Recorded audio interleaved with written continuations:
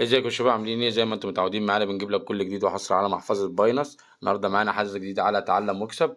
فلو مهتم ما تنساش انك تدعمنا دايما بلايك وكومنت وتشير وتفعل زر الجرس عشان يوصلك كل جديد، وتشترك معانا على قناتنا على التليجرام عشان بنزل لك عليها كل جديد قبل قناتنا على اليوتيوب هنا. فما تنساش انك تكون مشترك معانا، ويلا بينا يا ابو الصحاب نبدا الفيديو. اول حاجه يا شباب هنفتح على محفظه باينانس زي ما انتم شايفين، هنضغط على كلمه تعلم واكسب تفتح معانا بالشكل دوت. احنا العمله اللي هنتكلم عليها النهارده اسمها DXDE آسف. بتبدأ تدوس على كلمة ابدأ التعليم أو ابدأ التعلم، تفتح معاك بالشكل دوت. بتقرا اللي هو الشروط الخاصة بيهم، بعد كده بتطلع تاني وبتدوس على كلمة بدء الاختبار، أو بتدوس على كلمة بدء الاختبار بتفتح معانا بالشكل دوت. بيديلك 10 أسئلة بتحلهم. أول سؤال دوت والإجابة بتاعته دي يا شباب ممكن تختلف ترتيب الإجابات من شخص لآخر.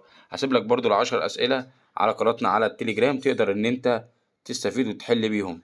فخلينا نحل العشر أسئلة ونرجع لكم.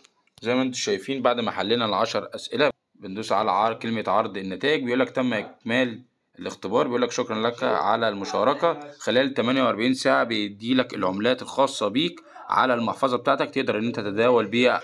ومتنساش إنك تدعمنا دايما بالصحاب، والسلام عليكم.